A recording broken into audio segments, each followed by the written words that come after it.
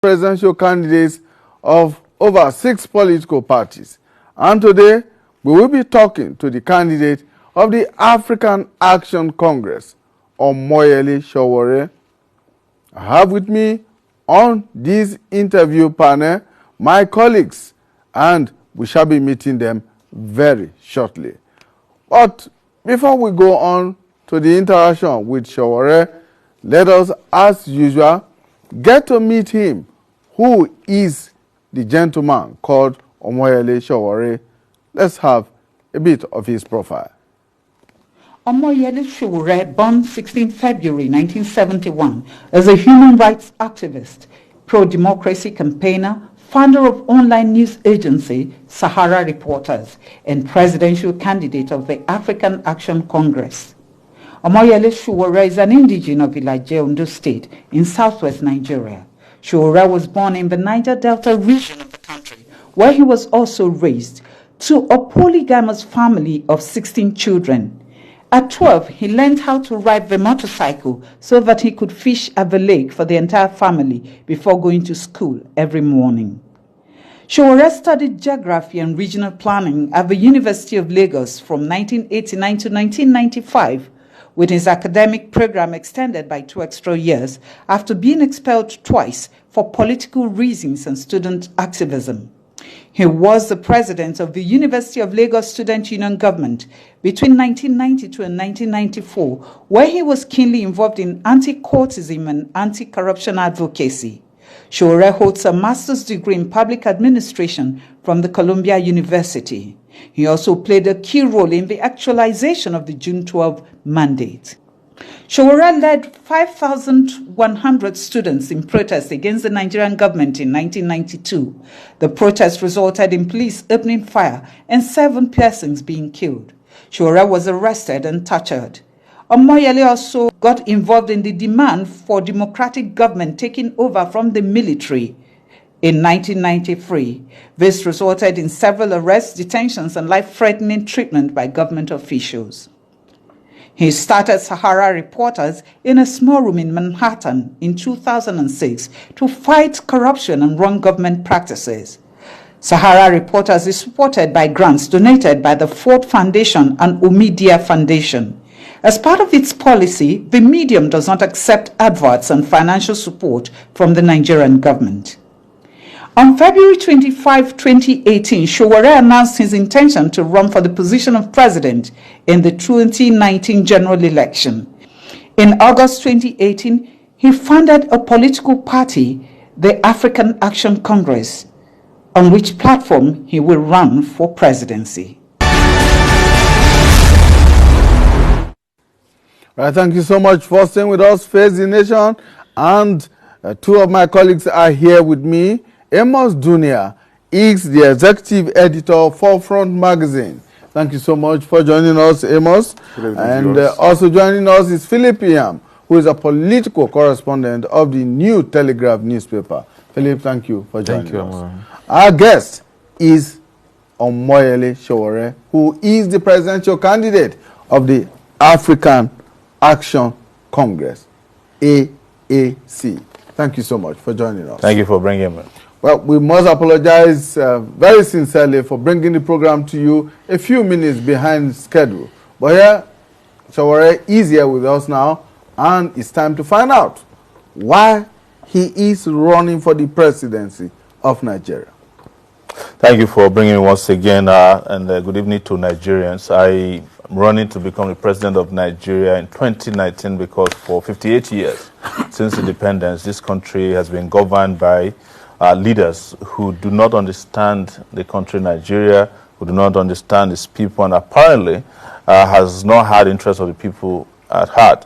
And I have been through 7 presidents in my lifetime since 1989 when I entered the University of Lagos, and have seen how the last president was better than the next one up until today, because there is standards for running a government has been completely absent. And where we are today is that Nigeria has been left broke, with huge unemployment numbers, with children out of school, becoming a country where you're likely to die before you reach the age of 5, and recently became the country which is the poverty capital of the world, whereas other West African countries or other sub-Saharan African countries are doing better than us.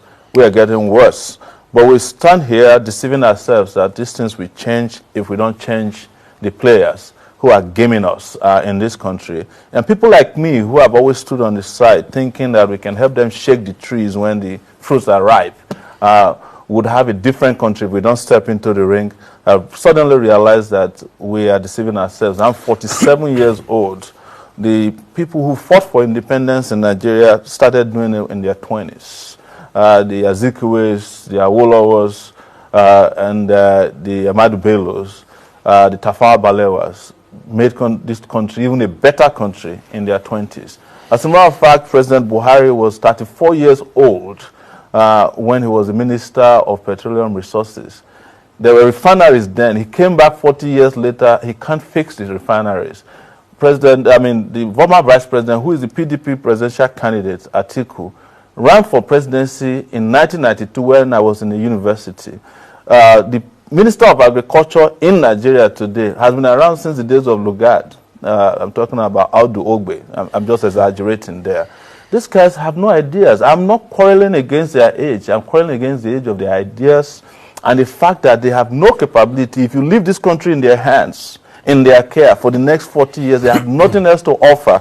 So it is for those of us who want to see a different country, who want to change this country, and I'm not talking about the fraudulent change they brought 4 years ago, real revolutionary change, to step into the ring, fix this country by putting in power or in position of authority by election people who know how to do things right. And I have done things right for 30 years, and my records are there for people to question, to query, to interrogate, and understand that you're talking to a person of integrity who can take this country to prosperity and progress starting from next year. Talking about your records. Yes.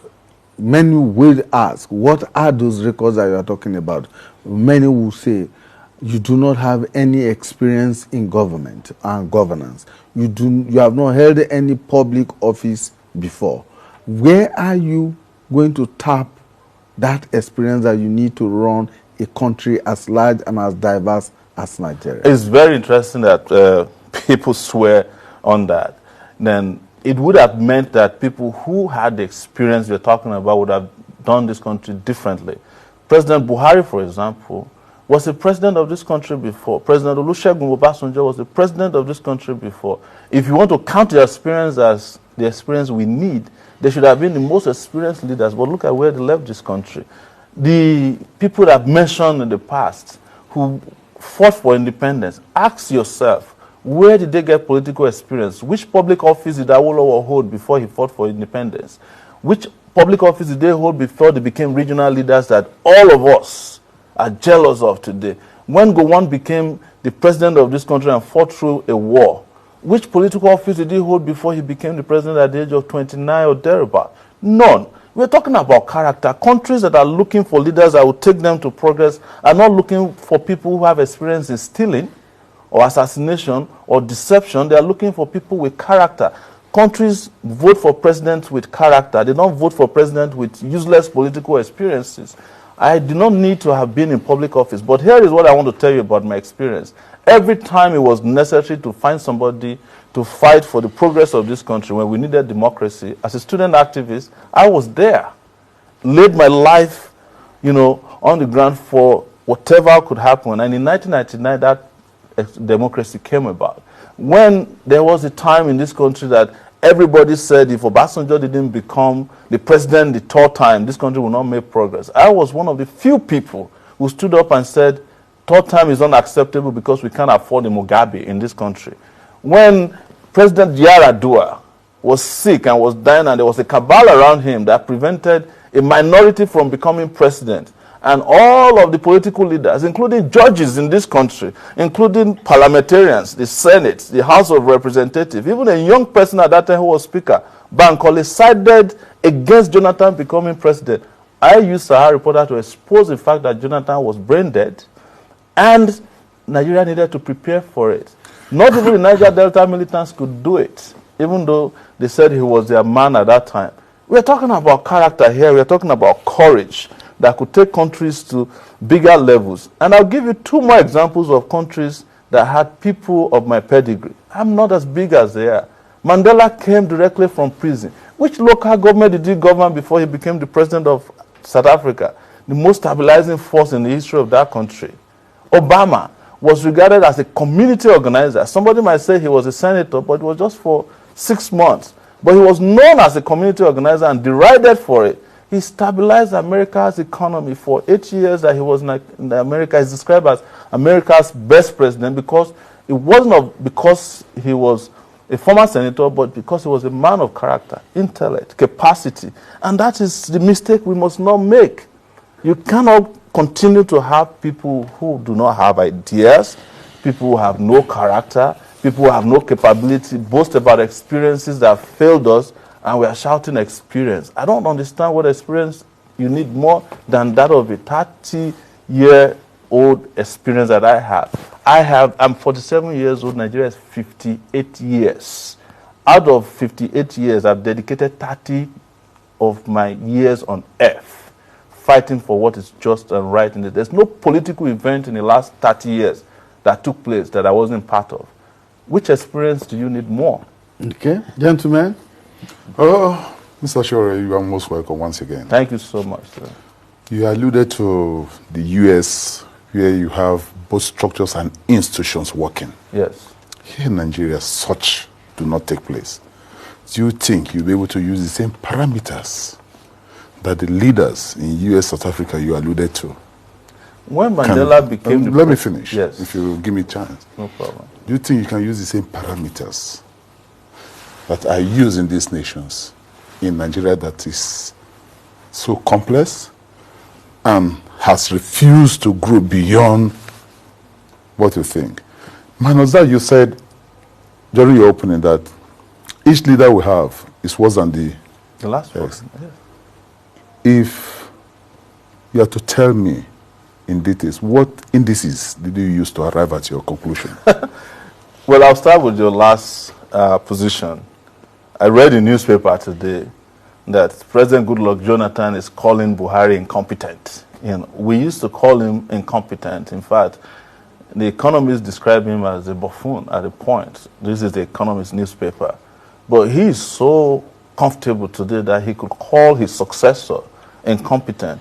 That's just to tell you, because this one is contemporary, you know. But let me go back to the issues you raised. You see, institutions and structures are not built on their own. They are built by men of character. When you are talking about the U.S., what is keeping the U.S. going is not just those institutions. It's the character of men that are occupying the institutions, or those ones who have historically built the institutions. If you look at the U.S. today, if the U.S. were to be Nigeria, Mueller would have been sacked. I mean, the special prosecutor, the special counsel who is looking into the Russian meddling with the election. It's not as if President Donald Trump can't sack him. But the country's conscience, which is behind this institution, its history and pedigree, will not allow that to happen. Men who are working with him, who have to advise him, who know that there will be consequences if they even give such an advice, will not allow him to do that, because they know that there are chains of commands that will suffer for it if that were to happen. But you talk about South Africa. When Mandela came, South Africa was an apartheid state. It was the courage of his conviction and morality that helped to open up the space for black participation. If it wasn't Mandela, it would have been a different story. So the institutions are there. They are still there today. But it took one man, Mandela, to change South Africa from an apartheid state to a democratic state. Those are what we talk about. That's why I'm not here talking about my years as a student union leader, which could count for experience, because I did better than most state governors when I was a student leader, honestly, in this country. Because at the time in this country, the duty of bringing about democracy, which was what was most important for Nigeria, was on our shoulders when we were in our 20s. But there were military administrators all over the place who were jostling around stealing money. There were civilians who were helping the military suppress our democratic aspirations. But nobody counted as experience. That is experience. I tell people, if I were to be an army in the army, I would have been retired by now as a full-star general, going by the number of wars I fought and the scars that I had to show for 30 years of consistently fighting.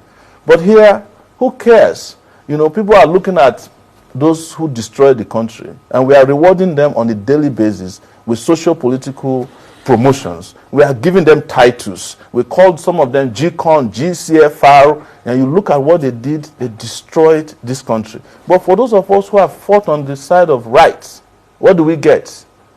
We get derided. They ask me, where's your experience? Some people will even ask me, why don't you go and run for local governments? You understand? And this country is being run by people who never did half of what I did. In fact, in honesty, and history can bear me witness, even though they don't teach them in schools anymore, when so many of these characters were hiding under their bed in the 90s, we were fighting on the streets for democracy that they are now benefiting from. And I can mention their names one after the other, but there won't be time for it, and that's not what we are here for. I'm here to project to you why I'm going to be your best president ever if you make the right choice next year. Now, Philip, before you come in, let me ask, when you formed your choice of the AAC as a political platform to run on? Well, you know, what does the AAC stand for? Okay, as of today, that is the African Action Congress, and the reason we chose the word Africa is that we are looking beyond Nigeria because the entire African continent is actually looking up to Nigeria. In fact, the black race is looking up to Nigeria to be liberated, so that they can find their own meaning and dignity as well. That's why the word Africa is there. And because Africa, of course, needs action, we must match all of our rhetoric with action for us to make the progress we want to make. Look, I was in South Africa recently, and I was invited on an interview. I spoke for 5 minutes. They shut down the interview. What was I saying? I said, look, the moment I become the president of Nigeria, the treatment you made out to Nigerians will stop. They were scared. They don't want somebody to say that. They didn't understand that the president of Nigeria is practically the president of Africa. And I'm not trying to be territorial here, but that moral voice is important on the continent of Africa. You know, and it is true. Look at the only time that Nigeria just pulled its weight on South Africa when they were doing the nonsense with yellow fever cards. The next day, everybody sat right. But you know where we are today is because every other person is doing well, and Nigeria is not doing well. We did Ghana must go. Ghana is planning Nigeria must go now, because Ghana has moved from where they used to be in 1983 to better than where we are. Our celebrities are sending airport pictures from Ghana to us as if they went to the moon. Ghana is 34 minutes from here. There's no airport you can send its pictures from here because of mismanagement of not just our resources but our space, but they've also mismanaged our mentality to the extent that people have become mental slaves. That is why even young people don't have that pedigree to think that it is possible for a child of nobody to be the president of Nigeria. You're only good as far as they are concerned as becoming the local government chairman, not the president, because they don't even think of you as somebody who's capable of doing it because you don't have a name and you're not part of the people who are, of course, sanctified to be president of Nigeria. And that's what must change now. Yeah, I want us to look at things in practical terms. Yes. If you talk to most Nigerians, what they're asking for, they are not asking for too much. Nigerians are not looking for maybe an angel to come from heaven and build heaven here in Nigeria. They are asking for basic necessities of life, yes, basic amenities like water, power, good schools, good roads. Now you want to be president. Yes. How do you intend to provide this for Nigerians if given the opportunity within the tenure of your administration? We have 10 programs that are sitting on 3 pillars. And the first pillar is security, second is self-sufficiency, and third is sustainability. And the programs are 1, security, power, electricity, infrastructure. We want to double the infrastructure in this country, fight against corruption, have an inclusive economic system. I'm not discussing the economics of World Bank structural adjustment program that destroyed this country. I'm talking about an economic system that is built by Nigerians and Nigerians can be proud of. I'm the first candidate to propose a 100,000 minimum wage for workers in this country, and everybody, there was an uproar. Some 2 weeks ago, South Africa is paying 126,000, equivalent of 126,000 naira. We want to restructure this country, but we have disagreement with the restructuring that was couched as a political party. And the moment the restructuring apostles found their candidate, Atiku, suddenly nobody's talking about restructuring. I've been saying that they didn't mean restructuring. They were forming a party that would turn this country into a paradise for thieves once again. And we're talking about health, education, agriculture, and tourism that is built around technology and modern practices. So you are not asking for more than basic things, right? But you know what I found out having traveled around this country, having done about 32 states in the last 9 months, is actually that we can turn this country into a paradise as well. There's no big deal about it. We can move our electricity supply from 3,000 megawatts to 24,000. Using solar energy alone, you can do 4,500 megawatts. Morocco just did it. You can Google it and find out about it. Tunisia is doing it. You know, our gas system, there are 9-point-something billion cubic feet of gas in Ogoni land alone. That means that we have gas supply enough to provide gas turbine-driven electricity that can last us for over 40 years. But you cannot go near Ogoni land today because of the way these same leaders destroy the environment there, kill the people there, and don't want to resolve the problem. They only pay lip service to resolving the problem. We have said we will provide 5-point-something million jobs for young people, and it's not a promise that is based on just promises. We laid it down by saying we want to build 17 million units of housing, just the same way they did in China. For those who like to talk about China, they have what they call ghost apartments. Apartments that have been built that has not been occupied, even though they have over 1 billion people. That will provide jobs. If we double our infrastructure as it is now, not just managing to do roads, you know, over 13,000 kilometers of road, that will provide over 2 million jobs. If we do what we want to do with agricultural entrepreneurship, which is providing about 1,000 jobs for entrepreneurs in every local government, multiply that by 774 local government. Tell me how many jobs you get. When we hire 200,000 teachers to fund into our system so that we can take over 13 million kids who are out of school now back into school and spend 1.3 trillion naira, 100,000 naira per child to go back to school. Tell me why the country will not improve. But the leaders in this country are not interested. They are more interested in feeding prisoners 14,000 naira per day than spending 100,000 naira to send children back to school, out of school kids. I want to pay students who are going to university study allowance as well so that they can stay in school and focus on school. And anybody who's going to school and gets that study allowance, if you come out and you work with the federal government, maybe as a teacher or in any public position, we forgive the grant. But if you go and find a job in a bank in the private sector, you pay us back with interest. That's how it is done in other places. I'm just giving you this because I know there's not enough time. And this is the reason why I cannot wait to debate so many of these guys. And you heard that we're excluded from the debate because they're afraid of these ideas that will ignite growth, the kind of growth and development that will make Nigeria live above the basic necessities of life. We've been talking about basic necessities of life since I was in primary school. We should not be talking about that anymore. People are entitled to live on paradise on earth if their countries can afford it. And our country has shown that they can afford it. But can our country afford it? Absolutely. Because the next question will be, how are you going to fund all of these that you talk about? In a country where governments, state and federal, are saying they are unable to pay 30,000 naira minimum wage. They don't want to pay minimum wage. They are not interested in minimum wage. They are not interested in paying wages, period. These guys are slave drivers. Let me explain why that is the case to you.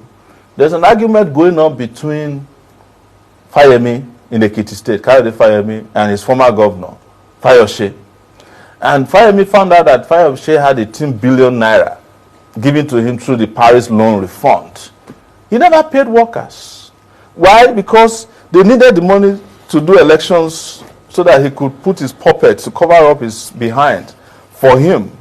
Fayemi probably would do the same thing, because the money that was supposed to use to pay workers in Ondo State was used to help Fayemi do see and buy in Ekiti. You understand? So why would they pay workers when the money that is supposed to go to workers is more about money they're interested in using to buy voters?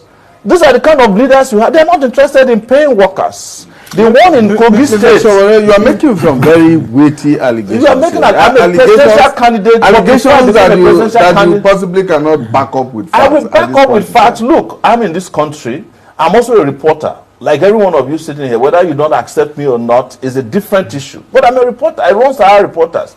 I have backed up all this. In fact, so many of the allegations that went to court now that they are trying in court, they first of all appeared on Sahara Reporters. So I'm not lying. I'm not lying that there was Paris reforms that were stolen by governors. There was a governor in Zamfara State, and this is not an allegation, who was given Paris reform, and he went and bought homes in America with it. I went and obtained the pictures, I obtained the documents I wish he bought homes with. But because he was friends with the president, he was trying to marry the president's daughter, nobody touched him till today. The governor who was found collecting dollars on tape, is that one allegation too? Why is there nobody touching him?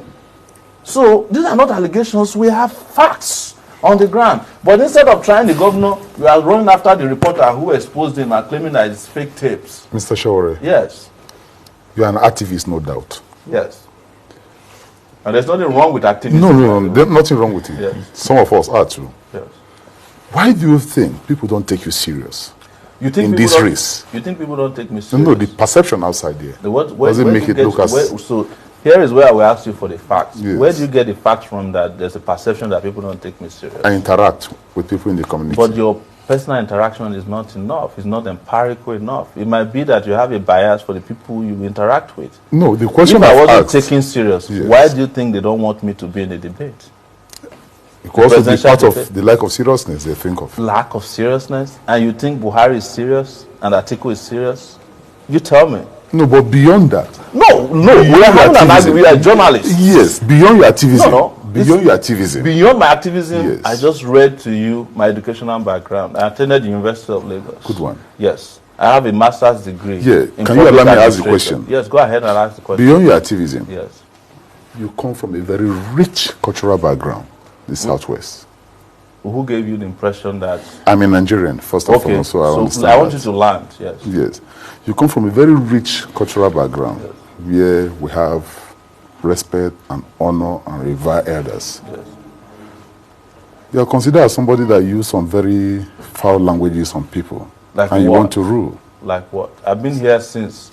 What foul language did you detect in my contenance? Or So my many. I expression? cannot continue to... No, espouse it. we've been interviewing, and I want you to Yeah. take me up on that because you are. No, but I've listened to you. We gentlemen, we have very limited You are a time. reporter. Let's go to you are the confronting a substance of our presidential case. candidate, Yes. and you are on national TV. You can't be flippant. With due respect to you, yes. Another word. No, you can't afford to be, because people are watching us. People That's are why I say listening you to see, us. you've used And another word. It's not. It's about the future. No, flippant is not an insulting word, but I consider it flippant for you to say that people don't It's take me derogatory, serious. you know? It's derogatory for you to Good. say that I'm not being taken serious when I've traveled around 32 states in 9 months. I have an agenda. I have spoken to crowds around this country. I've been to palaces. I've been to schools. I've been to churches. I have been to town hall meetings, not only in Nigeria. I've been in Canada. I've been in the US. I've been in the UK. I've been in Australia, traveling over 26 hours. And you say people don't take me serious. People are donating to our campaign. You say they don't take me serious, both locally and internationally. Yes, I'm the only one who has raised money publicly and transparently. And you think people don't take me serious? That's why I said it was flippant, with due respect. Okay, Mr. Sowore, many Nigerians are watching, Yes. and they are beginning to tweet at us. Yes. Now, one of the tweets that are just coming comes from Esco, and who says, who wants you to respond to this question? How do you intend to govern without having corrupt persons in your cabinet? Thank you. So, the assumption that every Nigerian is corrupt is what that government will lead you to. That there are a lot of Nigerians who are not corrupt, but the kind of system of governance, of patronage that we've been running over these years have only promoted the interests of the greedy, and we have been servicing the greedy to the point that people don't even know that there are Nigerians who are honest within Nigeria and outside Nigeria, who can help lead this country to prosperity. A lot of them professionals who are doing so well. And our campaign, as it is, we started 9 months ago as a movement, has so many of those Nigerians. In fact, we have gotten to a point where we have a shadow cabinet in place. But if you're in doubt about my pedigree and integrity, I did Sahara Reporters for 12 years. I wasn't the only person there. I had reporters, and you can ask anybody who knows some of our underground reporters. It is against our own rules to even accept what they call communiqua, which is the envelopes that they collect when they go and cover events. If I do not have enough money for my reporter, I don't send you to work. And when I started Sahara Reporters a year ago in a lab in Lagos, I promised that anybody working in that lab will not be paid less than the minimum wage that I'm proposing today. And that's exactly what I did. But you know what? It didn't take more than 2 months after I started when they came after me. They seized the money through a law court in Ilorin. The Senate president seized the money. Of course, I just won the case in the Court of Appeal, and then we're waiting to get out our money now. So, and that leads me to your question about cultural respect. If you know what the elders of this country have done to us, you know that they don't deserve respect. In fact, we are nice that we still see them and respect them. They've destroyed what could have been of our dignity. They've brought poverty, they've brought diseases. They've stripped us. That is why when you travel abroad, when other people have been separated and treated by human beings, they ask dogs come and sniff you because you are Nigerian. It's these elders that you ask us to respect that did it to us. Our elders, so many of them, especially the political leaders, don't deserve any respect. I'm saying it without apology. But there are elders in this country who deserve respect, and we respect them, and they respect us. Yeah, you talked about the minimum wage, yes, that we can pay, but some of these governors don't just want to pay. They don't want to pay. Right. Now, if you are president, how will you get them to pay? One, the governors have immunity. Yes.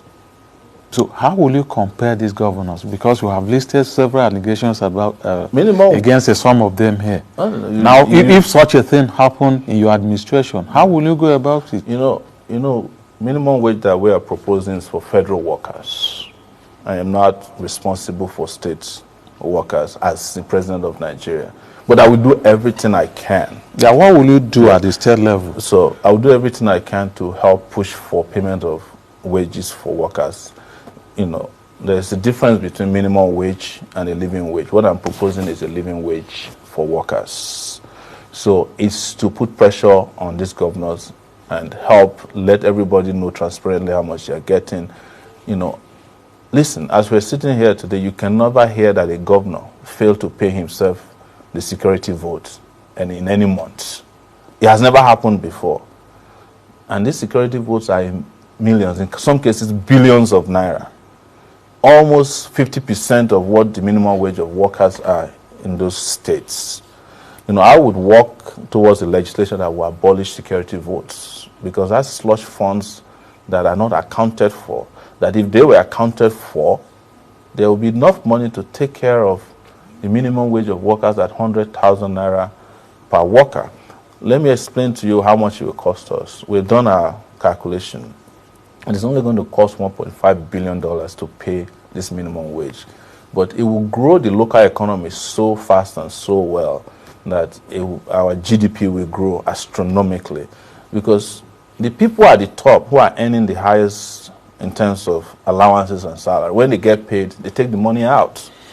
They go to Dubai, London to go and buy houses. When the workers, regular workers get paid, they send money to their children, they spend money in schools, they send money to their parents. So minimum wage or living wage is a wage that is retained within the country.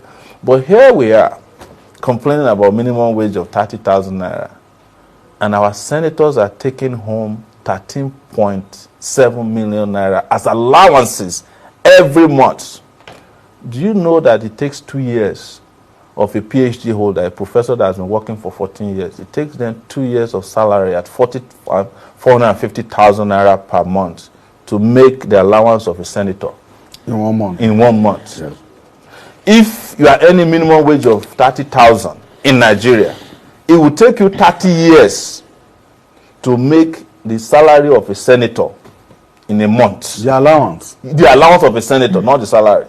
And you have not added the extortion that they carry out in the name of oversight in ministries, departments, and agencies of government. Something that we stop. Look, we should not be deceiving ourselves sitting down. We know all the problems. All the journalists, we know all the problems. Yeah, I Yes. want to ask you this question. But before you ask that question, let me quickly say here, we've been getting a lot of tweets. I And can one of imagine. them is from Olumese Ahigbe, Yes. who says, we take Sowore seriously. Yes, I'm surprised that our colleague said that people don't take me seriously. But we'll resolve that when we get out of here. But Ahigbe also asks that you speak the truth in a raw way. Well, it's what is needed at this time. We have been raped and destroyed in the rawest manner. And to retrieve and recover from that situation, we have to speak truth to power in the rawest possible way. You have to our leaders are tone deaf. And that is starting to affect the followership as well. So to break through that ceiling that is preventing people, that's made people very complacent and reticent, you have to go beyond this. That's why we call our campaign Revolution Now. And Victor is also reacting to the statement you just made about paying 100,000 naira as minimum wage to federal workers. Yeah. And his question is, won't that create anarchy in the system if the workers at the state level Yes, so are much left disequilibrium. unattended to? No, there won't be disequilibrium. There won't be disequilibrium.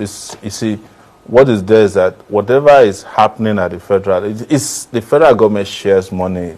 Every revenue that comes to Nigeria is shared between the federal and the state and the local governments, right?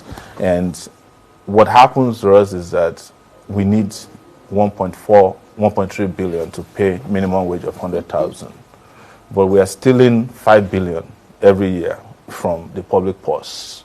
So if we add another billion, we'll be able to pay state workers, or let's say we add another 2 billion, which makes it 3.5 billion. We'll be able to pay state workers this amount. But the state workers have to fight for their life, that when the money gets to the governors, they pay the monies to them. It's not only salaries that governors are stealing. Governors are stealing local government allocation with impunity in this country.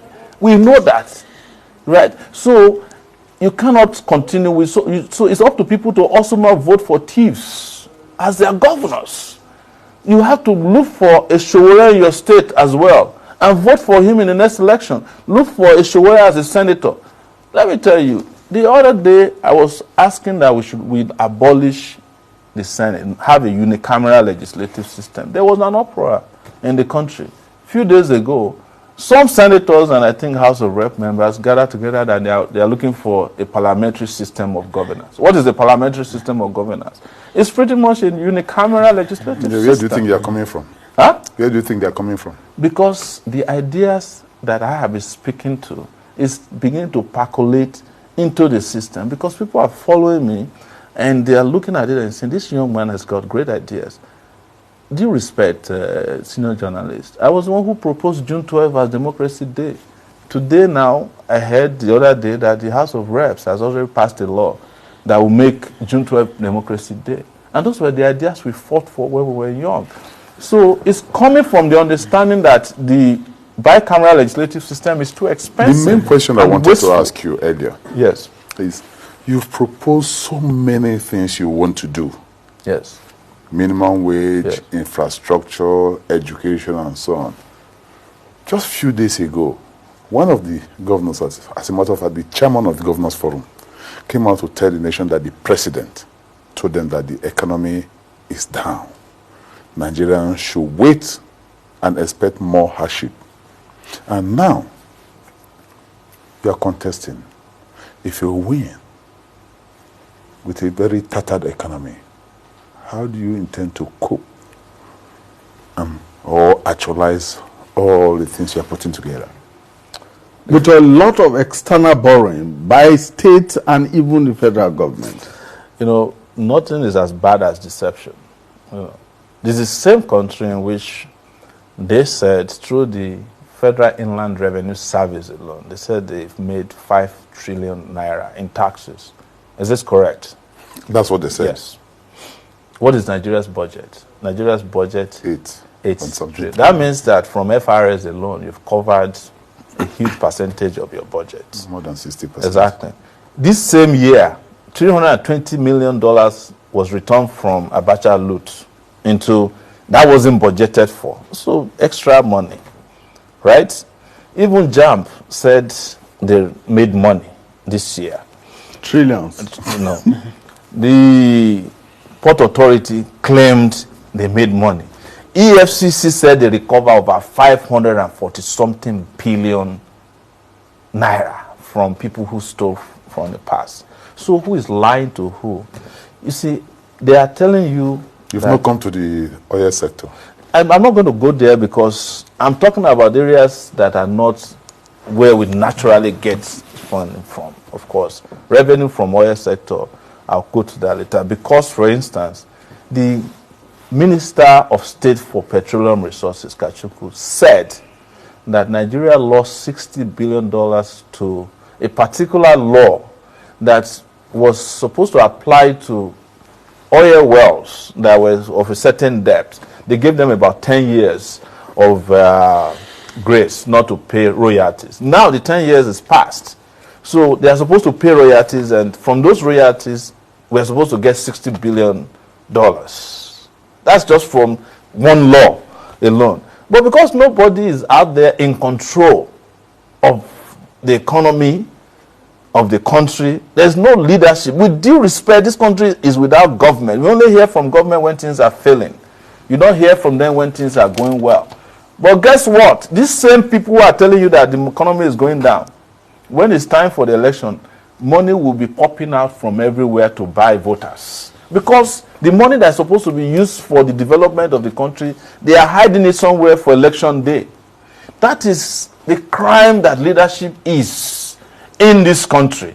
And that is why Nigerians must open their eyes and ears to those with fresh ideas and get rid of these dinosaurs whose only way of governing is excuses and more excuses and more excuses. And you might say that maybe my language is tough, but this is the time for it, for us to keep speaking the raw truth that can breathe life into a future that we desire in this country, because our children need it very badly. Omoyele, let me just, because we have very limited time left, this tweet is coming from Prince Emenike, and he's asking, he likes your boldness, but what he says, what is your grassroots support base like in the 36 states of Nigeria, and how do you want to win?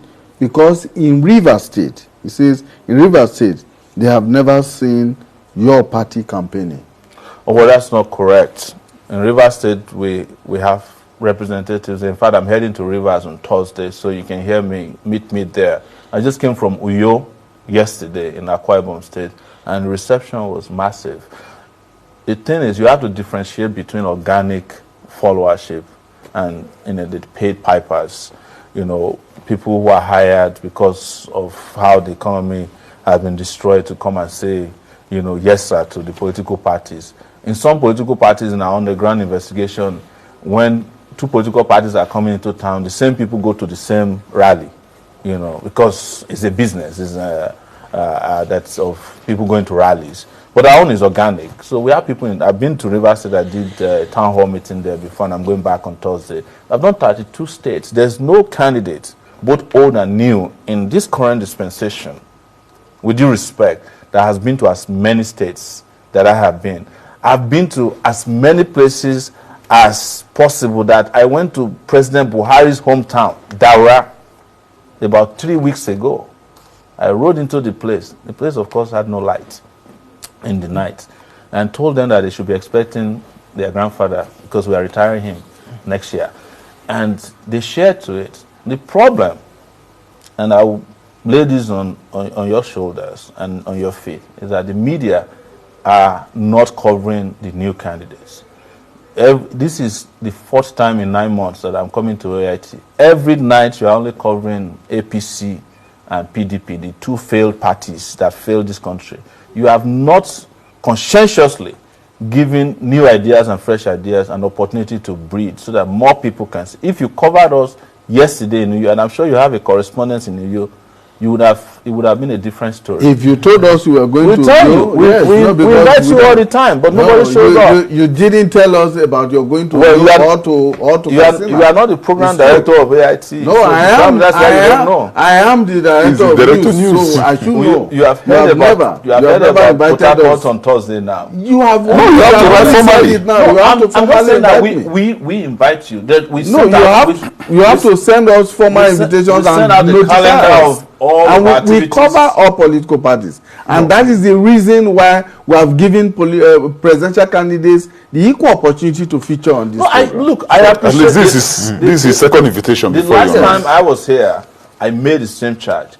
The truth is that proportionately we are being gamed. We are invite the media will be there. Is the reason why we're skimmed out of the debate, because I'm sure people who listen to my ideas, my views tonight, we have a different view of who is running for the presidency. Unfortunately, our time is up. We must go. We have exhausted our 1 hour on the program today. Mr. Sowore, I assure you that if you invite us and you invite the media, if you give us notice, adequate notice, we will cover you, because we have a policy to cover every political and then you mean that I can get the live coverage, the type that PDP gets? You get the live coverage if you pay for that. Okay. The live coverage is you pay for. I thought the Constitution said that all of us should get the same But for news, you will get the same airtime, you will get the same treatment as any other party. I assure you of that. We'll talk about that when we leave the studio. Thank you. Well, we've been hosting Omoyele Sowore, who is the presidential candidate of the Africa Action Congress, AAC. And I've been joined on the program today by two of my colleagues, Amos Dunia, who is the executive editor for Front Magazine, and Philip Ian, who is our political correspondent with the New Telegraph newspaper. Gentlemen, thank you so much. Thank you very much. We wish you the very best. Thank you so much. And we look forward to giving your party all the coverage you need. Thank My name is Imonia Marere. Do have yourself a wonderful time for the rest of today. See you again when we bring you in another of the presidential candidates.